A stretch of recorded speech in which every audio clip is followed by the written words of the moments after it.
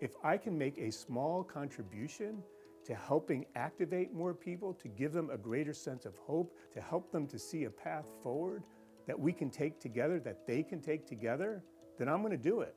And that's what we've been doing over the last year. Our call today is that we need a new civic path. Let's not wait for our politicians in Washington. It's up to us.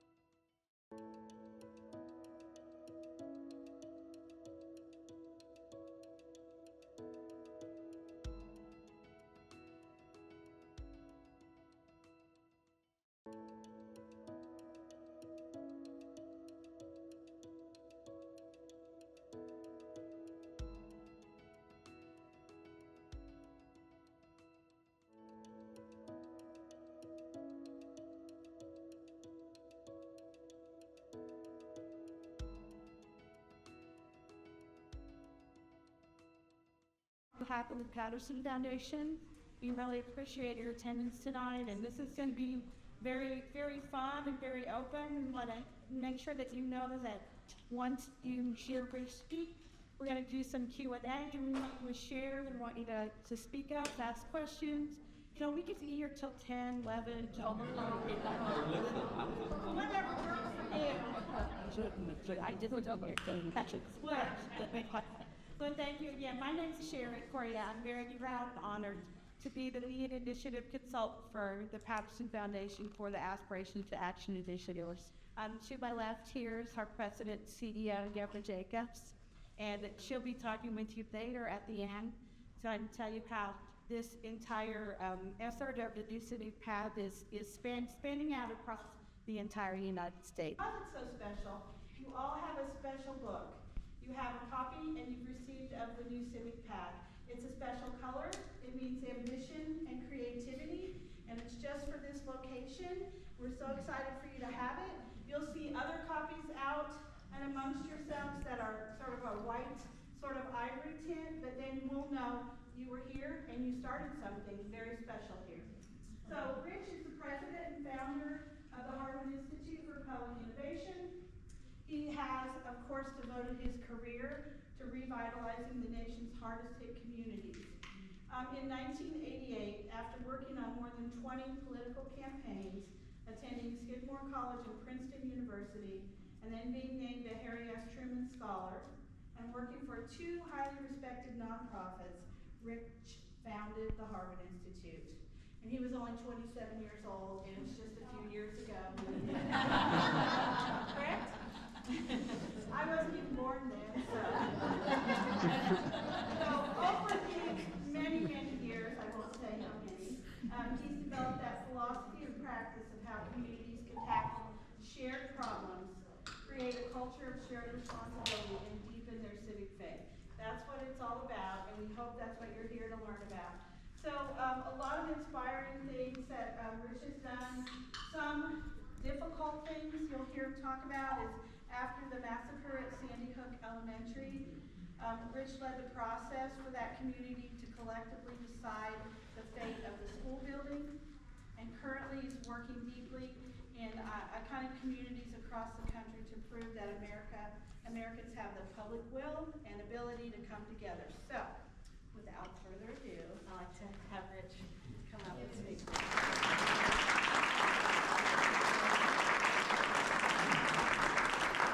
Again, I look pretty good for 29.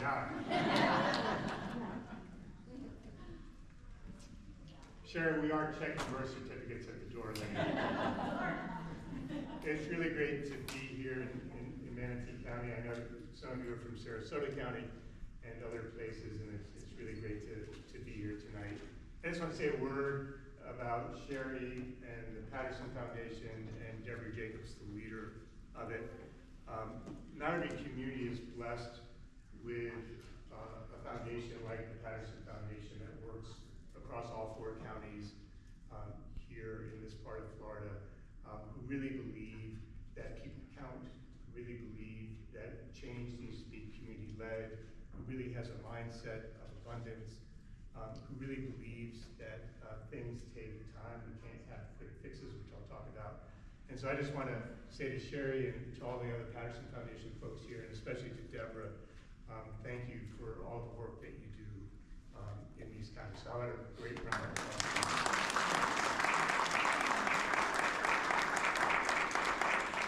So we live in difficult times. And so I need to ask your permission for the next few minutes. Don't watch that clock too much. But for the next few minutes, to give me permission to talk about serious matters, because I think we're all here for a reason today. Is that okay? Yes. And wherever I go, I'm not concerned about who you vote for. That's not going to come up after this introduction. I don't care who you vote for in the last presidential election. I don't care who you vote for Congress. I don't care who you vote for your county commissioners. But here's what I do care about. Wherever I go across this country, whether I'm talking to Republicans or Democrats or independents, everyone is telling me the same thing, that things seem incredibly chaotic in our country, that there is too much uncertainty, that things seem dizzy, that we feel increasingly disoriented. Do you feel those things? And what I want to say in part is those things didn't begin in the last handful of months. They may have accelerated, but this pattern has been going on for about 40 or 50 years in America, and it's really clear. And yes, it has accelerated, but it's been with us and growing and accelerating and deepening for 40 or 50 years now. The challenge is that we can't solve the problems we face like growth, which is abundant in many of the places around you. We can't bridge the divides between folks who have lived in some of our communities for a long time and newcomers. We can't ensure good public schools for every child under these conditions, right? We can't create a good society, a society that works for all of us. And when I say all of us, I mean all of us, not just some of us. We can't create a society that works for all of us under these conditions. Now, I spent the last year crisscrossing the country on a campaign, not the campaign for the new Civic Path, which I'm on now, but an earlier campaign called Enough Time to Build. I think we were the only national campaign that was invited to as diverse and divergent places, if you've read any of the book, you know about this, as Matt Gaetz' congressional district in the Panhandle was there, to Lauren Boebert's congressional district in Colorado, to Jim Jordan's congressional district in Ohio, the co-founder of the Freedom Caucus. But we were also invited to Selma, Alabama, all blue. We were invited to Flint, Michigan, all blue. We were invited to purple places like Fort Collins, Colorado, and others, Fresno, California. All across the country, we were the only national campaign. And you have to ask why. Why was it? I believe it's because people are hungry for a new path in this country, regardless of who they're voting for these days. And wherever I went across the country, I heard the same thing, that we can do better and that we can be better. We can do better and be better as individuals in our individual lives. We can do better and be better in our communities, like right here. And we can do better and be better as a nation, as America, as a nation. I also have heard that while we have differences on policy matters and need to figure those out, that the biggest challenge we face in America is not a policy challenge. It's a fact that we need to restore belief in ourselves and one another, that we can actually come together and get things done, not as Republicans, not as Democrats, not as independents, but as Americans. Or as you'll hear me say a few times tonight, as human beings. As human beings. You still with me? Am I in the right place? The challenge is that as people want to do better, and as we have this desire to restore belief in ourselves and in one another, we can get things done. We face a crisis of belief in the country, a crisis of belief. We no longer believe, and this has been coming for a long time, but now it's not only national, it has seeped into every community that I visit and work with. We no longer believe in the institutions that are supposed to help us create a better life. We no longer believe in our leaders. In many communities, we no longer believe in our own civic organizations. We think that they're out for their own good simply to raise money and get credit for things they didn't even do, right? We no longer believe, many of us, I'm a person of faith, we no longer believe in our faith institutions. Right? We're finding spirituality in other places now. All the research shows that. Many of us, I'm not going to ask you to raise your hands, but many of us can't even talk to other members of our family anymore. We're so reluctant to go to family holidays because of what might happen, right? In New London, Connecticut last week, where I was last week, someone said to me, Rich, it's worse. The fact is we no longer believe in ourselves anymore. We have so much self-doubt about our instincts and what we believe to be true and right, and we're afraid to say it anymore. We face this crisis of belief, and then think about it. As human beings, this is people. We all want the same things, regardless of who we vote for, regardless of what partisan jersey we wear. We all want validation and acceptance, right? We all want a sense of belonging. As human beings, we all want a sense of connection. All of us want to feel part of something larger than ourselves. And we are going to great lengths these days to find these things. And many of us are now getting caught in social media looking for places that will validate and accept us. And we get caught by these algorithms, and we end up going down these rabbit holes. And before you know it, we're attached to some hate group or some political group. And we may not agree with everything that they say or do, but by God, they give us a sense of acceptance and validation, and we'll take it when we can't find it anywhere else, right? We have to recognize this. This is the condition, this is the human condition. So many people say, well, we face a political challenge. I think we face a human dilemma in America today. Far exceeds our political dilemma. It's a human dilemma. Now, you may say, so what should we do about this? I'll get to that, but let me tell you first what I think we ought not to do. I want to be really clear about this. We do not need more divisive politics in this country. We have had enough. We're fatigued by it. We're exhausted by it. We're disgusted by it. And by the way, I don't know who the hell gave the right to our politicians and news media and social media companies to manufacture division, to separate us from one. Do you agree with this? To separate us from one another. It's wrong. We don't need more divisive politics in this country. We also don't need to wallow in despair. Yes, take a moment and engage in despair. Feel it. Experience it. But you and I both know that nothing ever good comes from simply wallowing in despair. We don't need to retreat. When we retreat, we forfeit our ability to create change together. We don't need to simply engage in resistance. Now, there is a long tradition of resistance in American history. I'm a believer in it. We've been seeing it more and more. But here's the deal. Simply engaging in resistance only tells us what we're against. I think Americans today want to know what the hell we're for. Where do we want to go together? What do we want to achieve together? Who do we want to become together? So resistance is fine if that's what you're in for.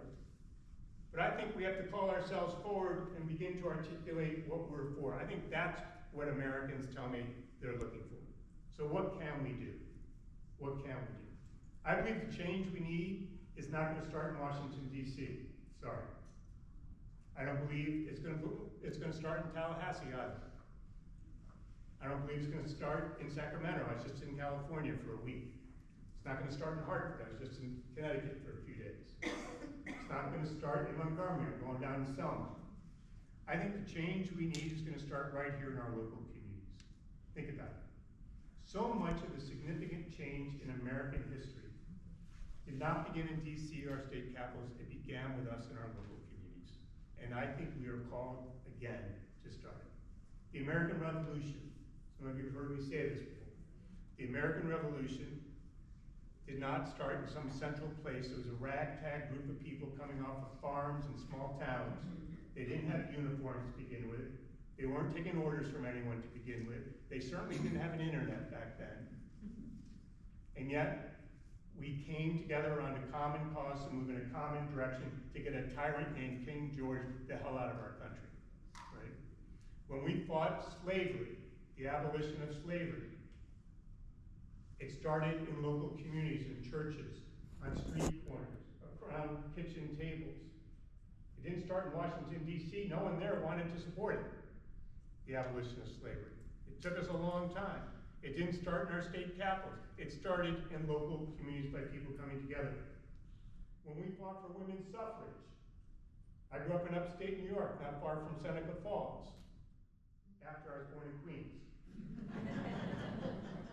Some Queens folks here. But it didn't even start in Seneca Falls. It started in our local communities by people coming together and saying, enough, and we need to move in a new direction. When we fought for voting rights, I just was in Selma for the 60th year commemoration of Bloody Sunday. I marched over that bridge with my colleagues from Selma where we're doing work. I met with the NAACP in the basement of Tabernacle Baptist Church where Martin Luther King and Ralph Abernathy and other civil rights leaders planned the march and other civil rights actions. No one can tell me, or should tell any of us, that the civil rights movement and voting rights began in Washington, D.C. Hardly. It hardly began in our state capitals. It began in local communities by folks like us coming together and saying, we've got to do something better, we can be better, we can do better, as Americans. As Americans. Not every, but most significant changes, many, that we've created in this country began with us. And then our politicians followed. And it's time for that to happen again. It's time for that to happen again. This is part of the American tradition. It's who we are. It's what this country is founded on. So I believe the change we need is going to start locally, and I believe we need to get on a new civic path, hence the name of the book, hence the pink cover, which is a special edition. Only you are getting pink covers.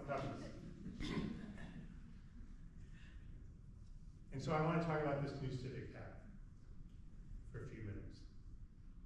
Now, when people hear me say this, they often believe I'm talking about we need to create more activity in communities. But here's the deal. I think we're activity happy and actually deprived in a lot of our communities. I think we have way too much activity that doesn't have a sound purpose and a clear direction, and we're just going off half-cocked. And it's hurting us. It's soaking up limited resources. A lot of people believe when I say this that I believe we need more nonprofits. I started this institute when I was 27, yes, just 3 years ago. It's not that funny. Because I believe that there were too many organizations at that time living off of soft money, not doing the work that we need, and I still believe that to this day. We don't need more nonprofits, we need better nonprofits. I don't believe we necessarily need new programs. We've got a report about Reading, Pennsylvania up here. We're going to have one about DeSoto in a couple of years.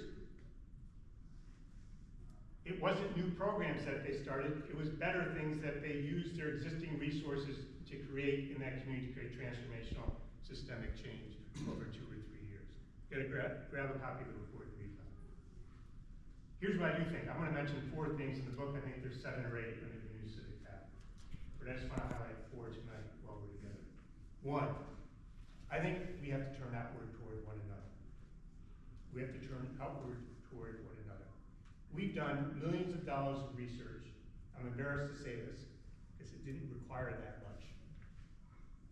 So look at how organizations and leaders and citizens operate today, and so many of us are turned inward, toward ourselves, toward our own interests, toward our own programs, toward our own metrics, toward our own fundraising. Right? We are so turned inward. And I ask you, how in God's name can we create the kind of progress we want and come together in the ways that we need if we're turned inward? So turning outward it's not something you can order from the internet. Yes, you can read about it in one of my books. But most importantly, you need to look in the mirror. It doesn't cost a dime. You don't really need to read anything. You just need to look within yourself and make a choice. Turning outward is a choice we each have to make, each of us as individuals. And now I'm just talking to you as an individual. We each have to decide to make the choice to turn outward. Turn outward is a mindset, a posture, an orientation. And the question is, do we want to have the community and people always in our line of sight? Or will we just have ourselves and our own programs and organizations and interests in our line of sight? Now, it sounds easy, but turning outward, I've experienced, it's hard to do because so much tells us to be inward looking in this society. But here's the deal. Without turning outward, the only way we can see and hear one another is to turn outward. The only way that we can uphold and afford each other dignity is to turn outward. And let me say as clearly as I possibly can, we give lip service to the notion of dignity in this country. You get dignity if you have the same color skin as we do. You get dignity if you speak the same native language. You get dignity if you pray to the same God as I pray to. Pray to any God. You get dignity if you drive the same kind of car or live in the same part of the county. Right? We give lip service to dignity. To me, dignity is a birthright. It's not like respect or trust. It's not something you earn. It's a God-given right. So long as you're here, everyone should be afforded dignity. We can only afford one another dignity when so many people feel as though their dignity has been stripped in this society by turning outward toward one another. We can only see and hear one another if we're turned outward toward one another. We can only come together if we're turned outward toward one another. So that's number one. Still with me? Should I stop? No. Two. Sherry mentioned this. We need to focus on our shared aspirations moving forward. Look, we all know there are differences in our society. We don't agree on everything.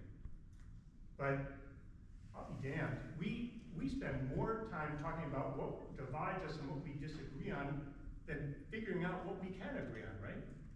In fact, there are entire industries that have grown. This is one of the reasons why I got out of politics. There are entire industries that have grown that do nothing but try to divide us. Look at cable news. Look at so many of our politicians. Hey, look at so many nonprofits. Look at so many faith-based organizations. We are obsessed with creating divisions in our country when I feel pretty confident saying that there's enough that we agree on that we can get moving on if we only found a way to focus on it. Here's how to focus on it. We shouldn't and can't keep focusing on our problems. That just takes us into this endless discussion about why something hasn't been solved, who was responsible for it, who I can point fingers at, who I can hold accountable, who I can call names, and before you know it, we're in the cul-de-sac of the toxic cul-de-sac of public discourse that the country's stuck in. We don't need utopian visions. I've never met very many Americans who are utopians. We're actually pretty practical folks. We like to get stuff done. We want to see real progress. So to do that, we've got to focus on our shared aspirations. Ask anyone tonight, when you go home, tomorrow morning, when you wake up, wherever you go, ask them what their aspirations are for their lives and their community. And I guarantee you, they will tell you something from their gut that is actionable, doable, and achievable. Get a group of people together to have this conversation. There are tools that you can download from our website for free on this. There's stuff on the Patterson Foundation website.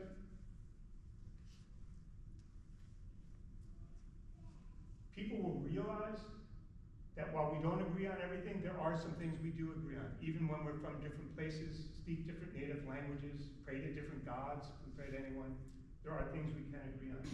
When people talk about their shared aspirations, they realize that they're talking about what matters to them in their lives. And all of a sudden, we take things out of a political frame where we immediately divide up by Republican and Democrat and Independent, and we come together around what actually matters to us in our communities. You want to know how to unlock progress in your community and get it out of a political frame? Focus on your shared aspirations. When people focus on their shared aspirations, they realize that there is no one organization, leader, or individual who can reach these aspirations on their own. We actually need each other. We need to go together. And so I think we've got to change the frame of our discussion. Where's Sherry? Just asked me this earlier. We have to change the frame of our discussion from one of politics that locks us into partisan divides, that locks us into yelling at each other, that locks us into not talking to family members. And we have to release ourselves from that burden and begin talking about shared aspirations that focus on what matters to us in our lives and communities and in places all across the country, which I can give you examples of when I stop. People are coming together across those political divides and working together in all sorts of places around America, including DeSoto County. 3, we've got to build together. We have to build together. So the first one is we have to turn outward. The second one is we have to focus on our shared aspirations. We've got to build. There are some folks in our country, there's an entire group of organizations that have grown in the last 4 or 5 years, that believe that if we simply talk to each other enough, we will work out all our problems. I don't know if that's ever worked for you. Forget public life. I don't know if that's ever worked for you in your personal life. When you have challenges in your family, or with a spouse or a partner. Is talking just enough? I think we've got to build together. We've got to do things together, because when we build together, all of a sudden we realize we have innate capabilities that we didn't even know we had. We discover that other people in our communities have innate capabilities that we can begin to tap and leverage and use moving forward. When we build together in a society where so many people feel as though things are out of our control, right? Do any of you feel out of control? When we build together, we actually rediscover our individual and shared agency, that we actually can do things. Things aren't quite as out of control as it seems. And it's only by gaining that agency that we can keep taking steps forward to do more and put things on a better path. When we build together, we actually rediscover something we already know deep within us. You don't need me here to tell you this, but I might need to remind us about it, is that we rediscover our shared humanity. Our shared humanity. That we are not Republicans and Democrats and independents. Yes, we are Americans, but first and foremost, we're human beings. We're human beings, and we're here together. Fourth, I think we need to create a new trajectory of hope. New trajectory of hope. No one I know believes that we're going to solve all our problems overnight. They want to know that we're moving in a better direction. Here's the challenge. There are a lot of challenges with this. I write about some of it in the book. There's another book I published in March that talks a lot about this. But so much of the good work that's already being done right here in your communities, there's a lot of good things that are already taking place. So much of it is invisible to us. We don't even see it. And yet think about it. What is it that helps us create belief in one another? Yes, it's turning outward toward one another. Yes, it's focusing on shared aspirations. Yes, it's building. But the other thing is, we need to see proof right now that something is actually getting done. That change is actually happening. But if things are invisible to us, how do we see proof in this noisy, chaotic world that we live in? And so I think one of the things we need to focus on is that, and this is for all of you who are doing the heavy lifting, the actual work every day, first and foremost, we need to make visible the very change we're creating. The very ways in which we're already coming together to do what I'm talking about. You're already doing some of this. I know that. Except we're so busy doing the work, we're so knee-deep in it, we don't even realize we're creating progress. And by the way, pardon funders, present funders exempt here. So many of our funders and so many groups tell us, well, don't talk about your progress until the end, until you've fixed everything, right? Until you've solved every problem, until you've hit every metric, except you know and I know that the challenges that we're facing are not going to be solved overnight. What we need is a sense of belief that we're making a difference. What we need is a sense of belief that we should keep going. What we need is a sense of belief that we've got to get together and do this work. In order to do that, we've got to make visible the change we're creating. It's why the Institute actually created a tool, which you can download from our website for free, called Making the Invisible Visible. Legal Women Voters, download it, use it. Literacy Council, use it, right? We're all doing positive things. But unless we lift them up, unless we name the progress that we're making, unless we do it in a real way, we don't know and no one else restore our sense of belief that we can actually come together and get things done. So let me just close with a couple of quick thoughts. Am I okay here? Watching the clock. And if I'm not watching the clock, Deborah's watching the clock. Two quick thoughts. I think we need more agents of hope in our society. This is the first chapter in the book. But I think we need more agents of hope in society. Think about the word agent. Agent means that you believe in something. You're an agent for it. Agent also means that you're an advocate for it, that you have agency. You can do something. So just creating hope is good, but I think we need more agents of hope, people who help to spread hope. The challenge is that in our society, and this has been going on for a while, we've gotten very good at peddling false hope. And it's created skepticism, it's created frustration, it's now created cynicism. It's caused a lot of people to retreat altogether. Like, why engage in this? All you're gonna do is peddle false hope. We take on challenges like our public schools or other issues, challenges that have taken a generation or two or three to evolve, and we tell people that we're gonna solve the problem in 3 years. Why do we do that? It creates false hope. We set metrics, I just talked about metrics a minute ago, we set metrics about progress that we're supposed to see, about kids learning, who are going to school hungry, from families where child abuse exists, and we set these crazy metrics for them about learning that we know we can't hit and we never should have made in the first place. But we do it. Why do we do it? We say we're going to deal with the hard issues in our communities, and we bring people together, if we bring them together at all, and all we do is skate along the surface and never actually get to the really tough issues. And we wonder why people don't want to engage. Because we've created so much false hope, and this is in every community in America I'm working with, which is hundreds, if not thousands. Groups in our community say they're going to collaborate together, and they get together and they have yet another conversation, maybe create another plan, another program. But when they leave the meeting, nothing ever changes because they actually never figured out what they need to do together. It's like we're pretending, and it creates false hope. I think we in this country need to focus on authentic hope, and we need agents for this. We need you.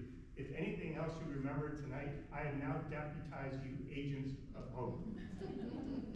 I don't have a little star to give you. I do have a pink book. And I'm still only 29. So we need agents of authentic hope. We need to put tough issues on the table, not because we're going to solve them overnight, but because people realize that when we put these issues on the table and we're serious about them, they see their reality reflected. And that matters to them. And what matters to them matters to the rest of us. When we create authentic hope when we have hard conversations about things. Not that we're all going to agree on everything. We know we're not going to agree on everything. God forbid, let's get over that. Let's get over ourselves. But people gain authentic hope when they see that we're trying to have the hard conversation, and when we're real about it, when we're simply real about it. That gives them hope, because at least someone is trying. People gain authentic hope when we set expectations for change that are realistic and we actually hit them. That gives people authentic hope, even if they're modest goals, especially if they're modest goals, because no one's going to believe these audacious goals we set. Anyway. People gain authentic hope when groups in our communities not only get together, which is important, but they actually work together. They have the hard conversations together. They figure out where duplication exists and they reduce it or eliminate it. Some communities I've worked in, some groups have gone out of business because they've had these hard conversations by working together. And they align their efforts to what matters to the community, not simply what matters to their own fundraising. That's what gives people authentic hope. We need more agents of authentic hope in this country. And what this really boils down to, if I had to boil it down to one thing, we got to tell the truth again. We got to tell the truth. And there are people who say to me, don't be so naive, Rich. Telling the truth is going to get you slammed up one side and down the other. My reaction to that is telling the truth in this environment can be hard, but a couple of things. One, you'll be able to sleep at night. Two, it'll be refreshing for people. People are so tired of the negativity. They're so tired of the division. They're so tired of the acrimony. They're so tired of the finger pointing. They're just looking for someone to tell them the truth about where we are and how we can move forward together. And they want to get moving, which leads to the last point. We need to go together. We need to go together. I can't emphasize this enough. You know, as human beings, we were never meant to live apart from one another. We all know that. We face an epidemic of loneliness in this country. Think about it. We are the most connected at any other time in our history, in the world's history. And we have an epidemic of loneliness. We have people who feel isolated and fragmented. We have people who are in crowds like this and feel isolated and fragmented. I know that because they come up to me after I talk all the time and tell me. So many of us feel that way. We are meant to go together. We're meant to be together.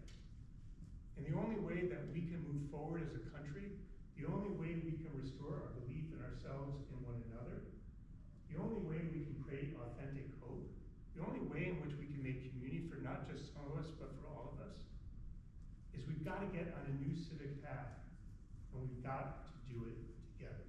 Thanks so much for having me.